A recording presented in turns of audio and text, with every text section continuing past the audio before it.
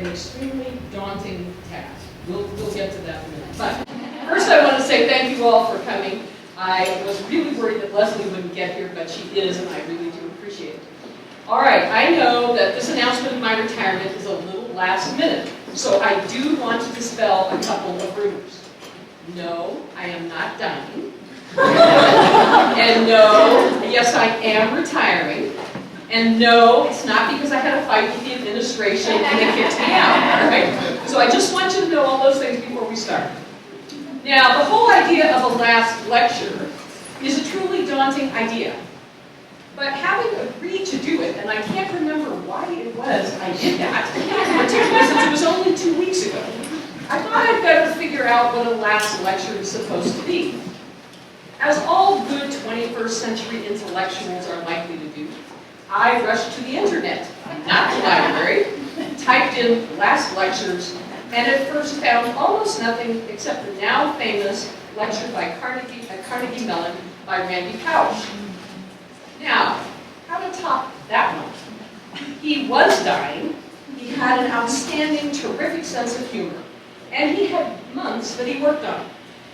I was going to have 10 days. Another article I found contended that the first last lecture was that of Socrates in 339 as he faced the tribunals of Athens. This isn't getting better. Great. I looked up what the last lecture is supposed to do, what you're supposed to say.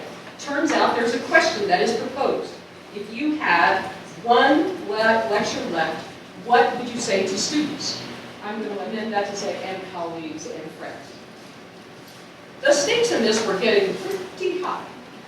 What did I want to get from this experience? What should I be able to achieve? I asked Bill. I emailed friends. I called other ones. I said, what should I do? I got some great answers.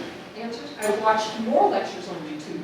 I stared at the TV and I took naps. I was in search of that quiet, creative insight. Now, I've written lots of lectures. I have taught lots of classes. I've spoken many times. Nothing like this has ever happened to me before. Nothing. 100 times I wanted to say something. I knew what I wanted to say, but nothing sounded good enough to be worth saying to all of you. I made lists of all the books I've read recently. The 9 Secrets of Perfect Personship. How good writers get good. The Paradoxical Commandments. Maybe I could find something here that would take us to that. Finally, in desperation, I invited some unsuspecting friends for a meal on Sunday. Some of them are in the room now, so they will know the truth of this.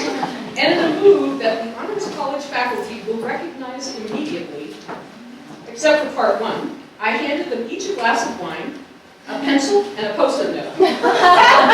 Said, before you can eat, please complete the following assignment. Have any of you ever done that in my presence before? Yes. Okay? Isn't that Retreat 101? Yes. It's also all sorts of other things that we do it. All right, so on Post-it number 1, write what you would talk about if you were to give the last lecture. Second, write what you would like to hear if you were going to come to one. Like the great friends that they all did it. I got some good ideas from them, and I even got a quote or two. From all these different suggestions from all these different people, it seemed that the idea came down to something like this.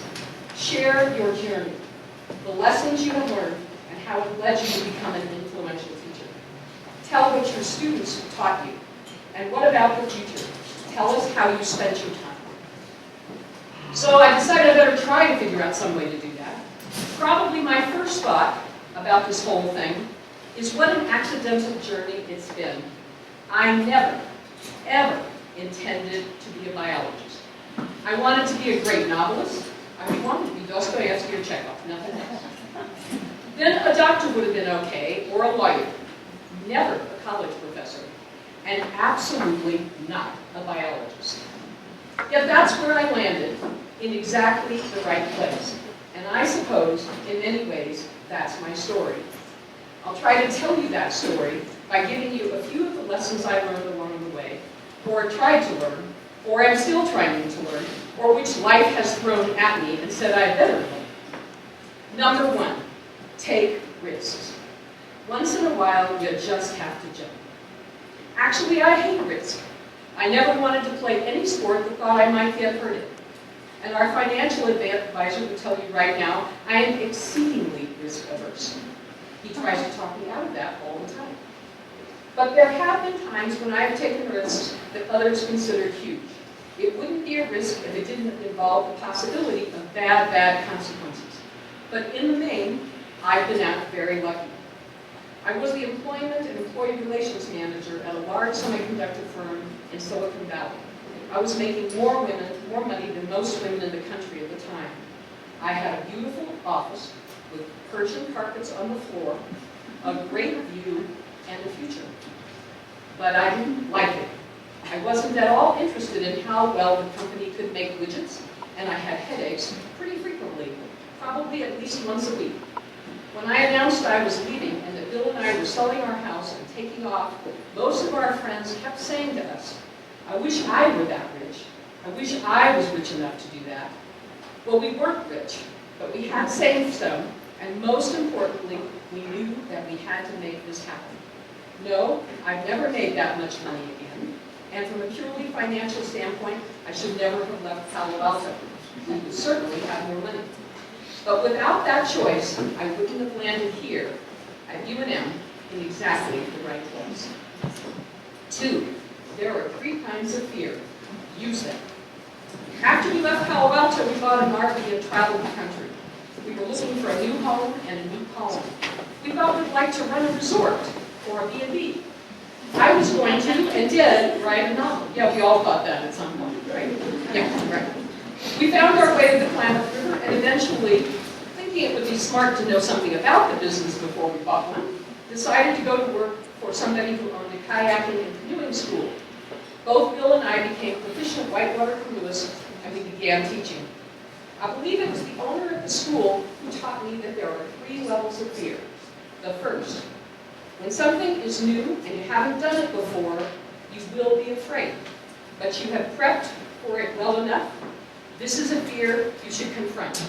Run that rapid. You have the tools. The second one, it's a big rapid. It's new. You are not certain you have the tools, but really, maybe you do. This is the time to scout. Look again, measure the danger, and decide whether to go or not. This is the fear, I have to say, I'm confronting right now as I move to this new adventure called retirement. Several of you in this room tell me it'll be great, but I'm not sure I believe it yet. Oh, we wouldn't lie to you. Yeah, right, yeah, you would. The third is the sort of fear one faces when they know or believe the situation is at the very edge of the possible. It's the rapid, no one has run, the one that could kill you unless you're an expert and you're willing to take all that risk. A sage woman will portage. That lesson taught me to listen to the voice inside of me that tells me which level of fear I've got. It's a part of that thing that we call intuition. Canoeing taught me some other things. One of them I think Kate made some allusion to. Maybe most importantly, that sometimes the only way to stay upright is to get just the right place is simply to keep paddling. 3, evaluate yourself and become your best self. Yeah, I wanted to be long and lean and a great fast swimmer. I would love to race, but I don't have the hands or the feet, and I sure don't have those long legs. I was meant for long, slow events, endurance in cold water, if anything. When I was finishing my PhD, another grad student in the lab told me that I thought too much about teaching and did too much of that for my career. I'd never be a great researcher if I focused on that. I should be looking for a big postdoc job, a famous mentor to work with. Maybe I was wrong, maybe I was right, but I looked at her and said, I can be a good researcher, and I can contribute a lot. But I came to this whole study of science late, and I doubt that I will ever be able to compete with those of you who have thought about it, studied, and played in this sandbox since you were children. I'm also older, and I suspect a big name person isn't going to want me. But I know I can contribute and be really, really good at teaching others to be really good at science. 4, time really is finite. We all find out one way or the other, but as I thought about the past this last week, it's striking that the moment I felt it most concretely was late one night while I was working on the last chapter of my dissertation. I think it was due in another week. The deadline was looming, and suddenly, in a way I had never felt before, I knew that no matter how little sleep I got, no matter how many hours I sat at the computer, I truly, truly could not have those hours that I needed to get it finished. It wasn't a disaster for me. I got an extension and finished the next semester. But nothing has ever felt so absolute, so real as at that moment, and it stayed with me. A lesson that when the time is used up, it cannot be bargained for. Randy Pausch hit this in a little bit different way when he said in his last lecture, the key question to keep asking is, are you spending your time on the right things? Because time is really all you have. 5, there's no success like failure, and you know this. So Bob Dylan said, and it's probably been the greatest lesson of my life, there have been many, many failures. Being late on my dissertation, not getting the job I wanted a lot, not getting better at my current avocation of dog training, but the biggest one has to be failing out of college when I was 19. And yet that failure has brought me so much that while it was terrible at the time, I've come to value it more than I would have thought possible. The first time I really knew what it had done for me was the day I was a teaching assistant in the biology department, and a young woman student came to me who was failing. She told me she'd been beaten by her husband recently and had just been in the hospital, but she could pass. She knew she could if she just tried hard enough. I looked at her scores, and I told her she should drop the course now, and try to get the pieces of her life back together before she failed the class. She looked angrily at me, said something about how would I know anything about failure? How would I know? How could I understand her? I was a college professor. I told her that I had failed out of college and what it had taken to get back in, to fix those mistakes. And she listened to me in a new way. She trusted me in a way she didn't before.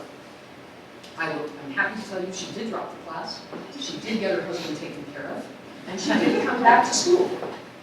When I applied for the position in the Honors College, I was asked what special talent or gift I would bring to this position. That question scared me a bit. I took a risk.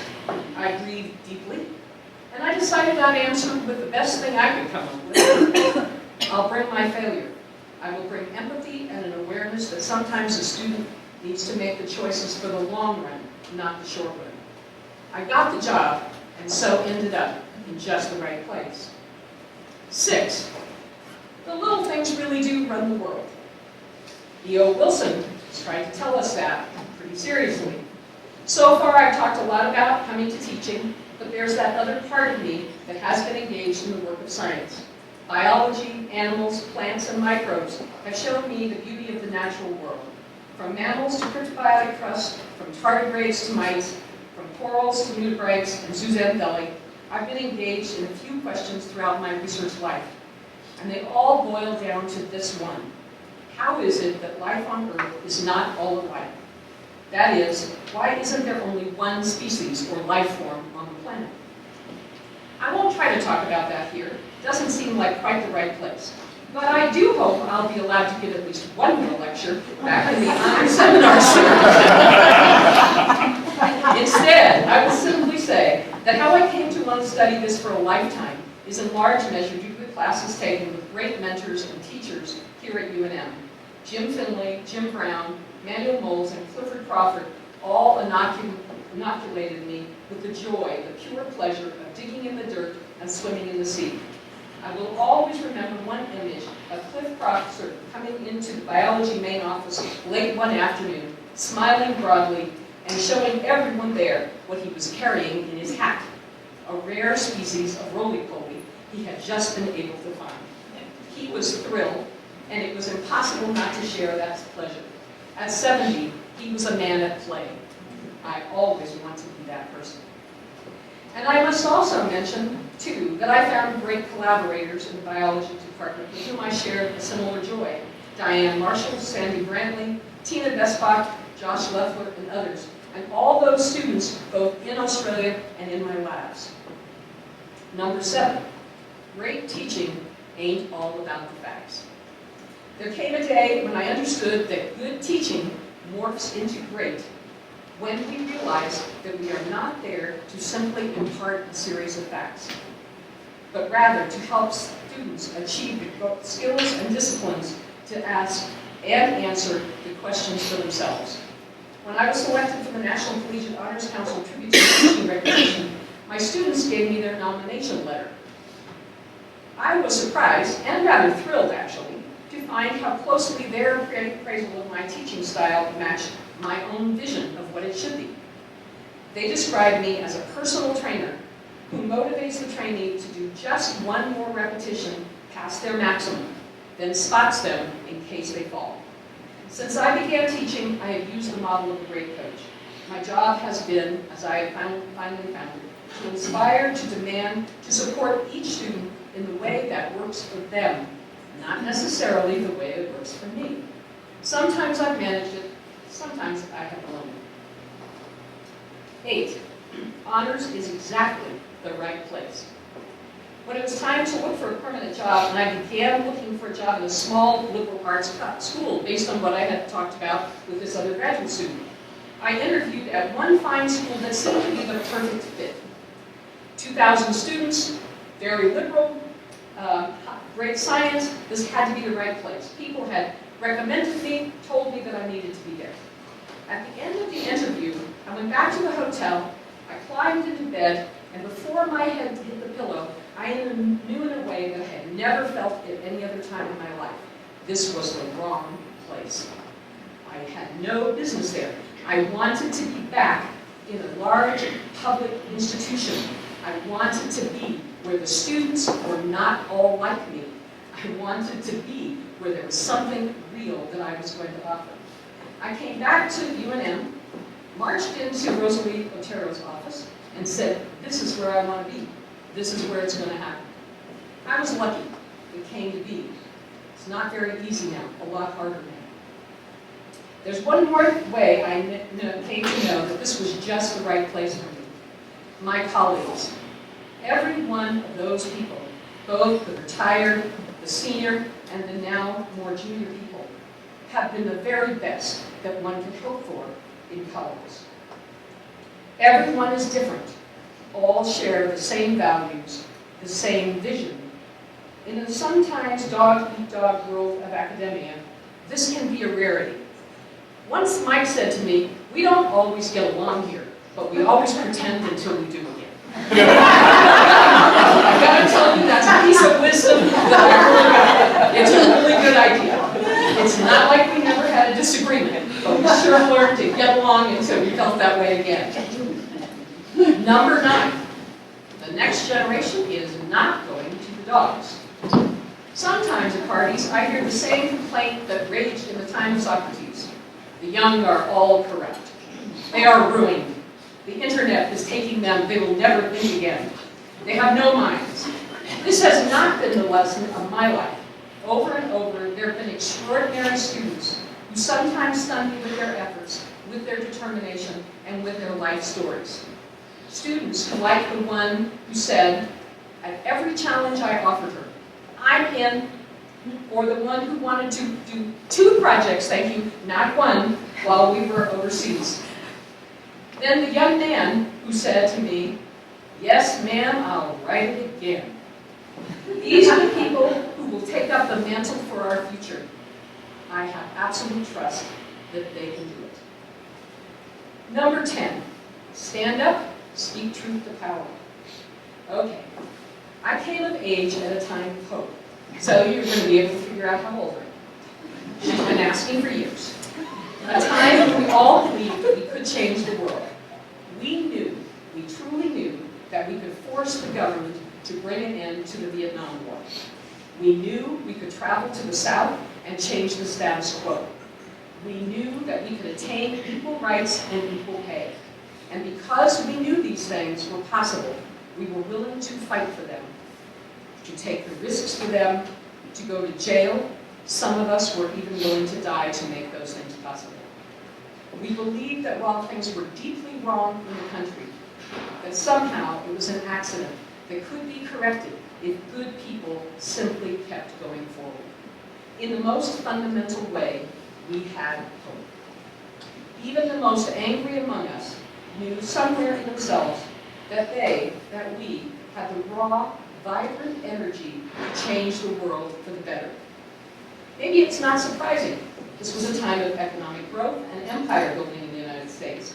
A time when a college graduate could expect to find a good job right out of college, when the liberal arts were valued and could afford to be, just for themselves, not as a ticket to a job. While others marched in Selma and Montgomery, Alabama, I worked with a storefront church to start a study hall and community center in housing projects in Southeast Stockton. I became a draft counselor in protest of the Vietnam War. I enrolled in a class on nonviolent action, which is where I met my husband, Bill, and later went to People's Park to march in Berkeley, not to protest, but to lead trainings to the protesters in nonviolent action and to intercede with the police. I saw tanks in the streets of Berkeley that time and shooters on the rooftops. I never want to see that again. I lobbied for the Equal Rights Amendment.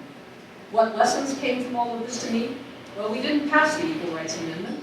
Racism and poverty are still here, but we did stop the Vietnam War. I can get a credit card in my own name now. Most of you alive don't even know we couldn't. I can go to medical school or law school without a question. And blacks don't have to use separate bathrooms or sit in the back of the bus. No, everything is not fixed. But we believed, and with that belief, we did make things better. Now, I don't want to preach, or maybe I do, but this is supposed to be a lecture on what I would say if this were the last lecture I could ever give. So forgive me for my seriousness in this. In a country where an Italian economist can be taken off of a Southwest airplane for not wanting to talk to his seatmate and writing in a secret code that turned out to be differential equations, we have a problem. Actually, we have more than one problem. We have a climate of fear and hatred that echoes too clearly back to the McCarthy era.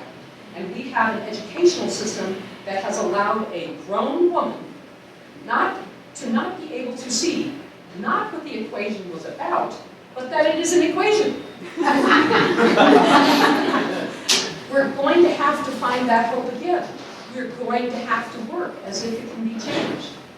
I'm not going to address the political questions that we have, but we have to stand up. Each of us will have to decide what our place is.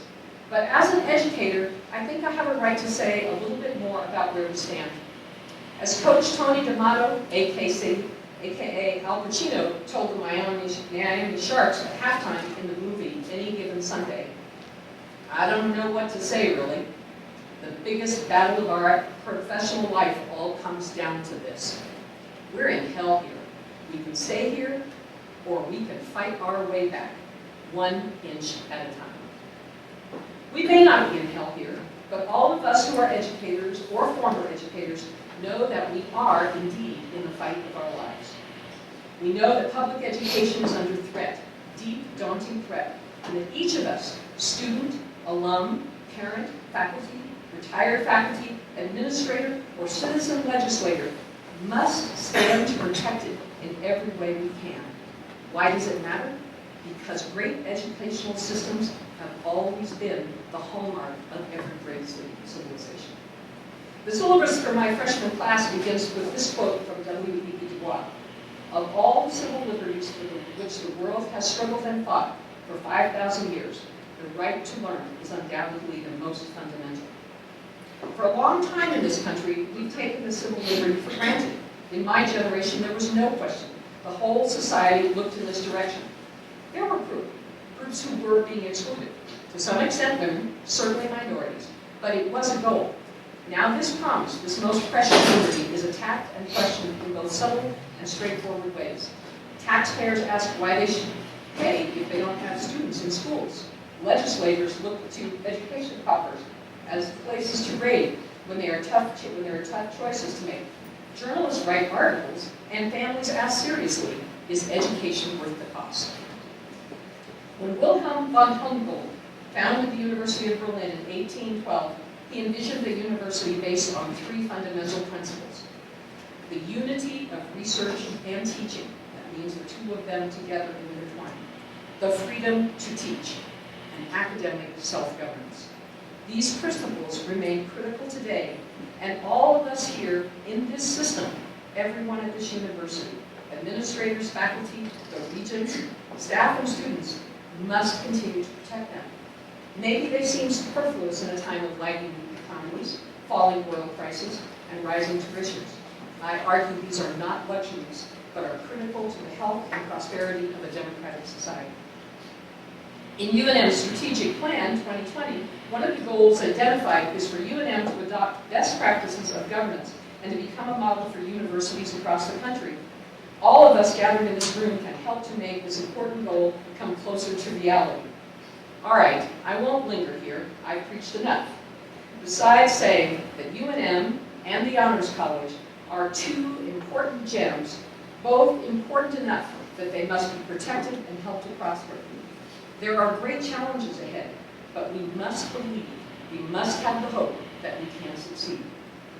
Number 11, run, leap, celebrate that you are alive. Some of you, maybe all of you, have figured out that I have more than a bit of Eeyore in me. For years, I kept a small figurine of him on my desk to remind me not to focus there quite too much. Rosalie may have even given it to me, being a great mentor.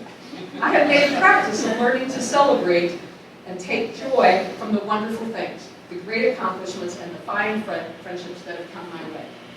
I've tried to teach myself to stop. I don't do that very well. Breathe, dance, and sing. To toast the great moments, even the little unexpected ones. Never ever to let a good moment go unnoticed. We move so quickly through our great moments that they're gone in a flash and not really savored. Hence, we are here today, and I'm giving a last lecture and enjoying every minute of it. As I worked to write this, I received many wonderful notes from friends, students, and colleagues who could not be here today. I won't share them with you, but I want to share one with you. I want to close with one from a poem from a great friend who sent it to me this morning. It's by Wendell Berry, and somehow it seems a fitting way to close. It's called The Real Work. It may be that when we no longer know what we have come to do, it may be that when we no longer know what to do, we have come to our real work. And that when we no longer know which way to go, we have come to our real journey. The mind that is not baffled is not employed. The impeded stream is the one that sings. Thank you all for joining me along my journey, and thank you all for taking this time to be together today.